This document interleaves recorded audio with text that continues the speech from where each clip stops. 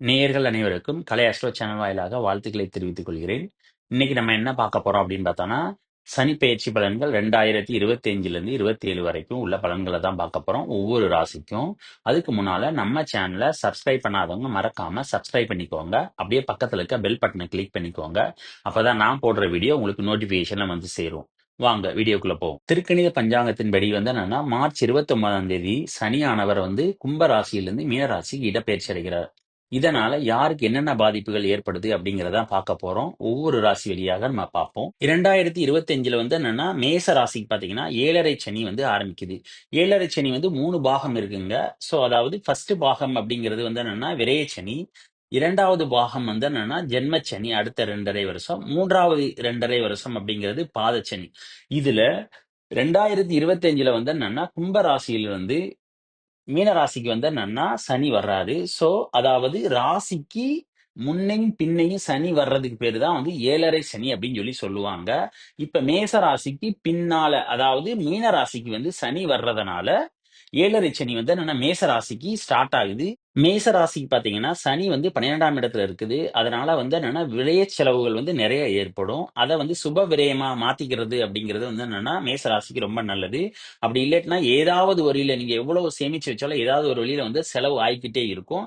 சுப செலவு ஆகிக்கிட்ட அப்படின்னு சொன்னா அது உங்களுக்கு நல்லா இருக்கும். ரிஷப ராசிக்கு வந்து என்னன்னா சனி லாபச்சனியா இருக்கிறதுனால வேலை பார்க்குற இடத்துல வந்து என்னன்னா நல்ல வருமானங்கள் வருவதற்கான வாய்ப்புகள் இருக்கிறது. அதே நேரத்துல குடும்பமும் வந்து சந்தோஷமாக இருக்கிறதுக்கான வாய்ப்புகளும் நிறையாக இருக்கிறது. மிதுன ராசிக்கு சனி 10ல வர்றதுனால கர்மச்சனின்னு சொல்லி சொல்லுவாங்க. சோ இவங்க வந்து என்னன்னா உடல் ஆரோக்கியத்துல கொஞ்சம் கவனமா இருக்கணும். அதே நேரத்துல வந்து என்னன்னா வேலை பார்க்குற இடத்துலயும் கொஞ்சம் கவனமா இருக்கணும். இல்லைன்னா வேலை வந்து பறிபோகக்கூடியான வாய்ப்புகள் இருக்கிறது. கடகராசி நேயர்களுக்கு 9ல சனி வர்றதுனால வேலையில முன்னேற்றம் ஏற்படுவதற்கான வாய்ப்புகள் இருக்கிறது. சிம்ம ராசி நேயர்களுக்கு பாத்தீங்கன்னா 9ல சனி வர்றதுனால அஷ்டம சனி ஏற்படுது. இதனால குடும்ப பிரச்சனைகள் வராமல் இருக்கிறதுக்கு அவங்க கவனமா இருக்கணும். அதே நேரத்துல வந்து குழந்தைகள் இடத்திலும் வந்து கவனமா இருந்துக்கணும்.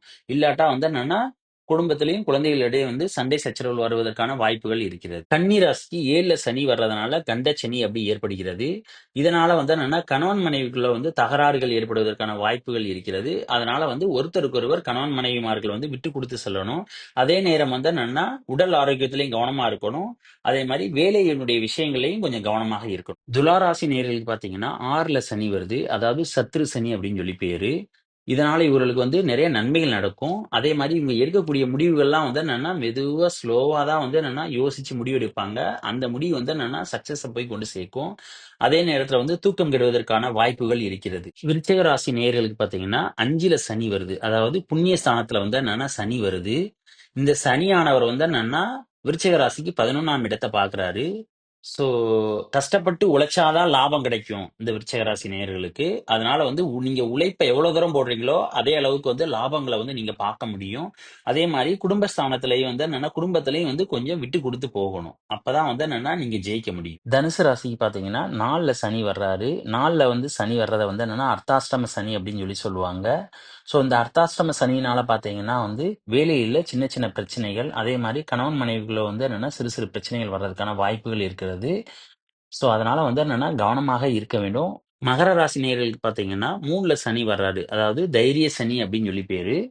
சோ இந்த சனி பாத்தீங்கன்னா வந்து என்னன்னா வேலையினுடைய முன்னேற்றத்தை கொடுக்குறாரு. அதே நேரத்துல பாத்தீங்கன்னா அப்பா மகனுக்குடைய உறவுகளுக்குடைய சண்டைகள் வராமல் பார்த்துக்கிடணும்.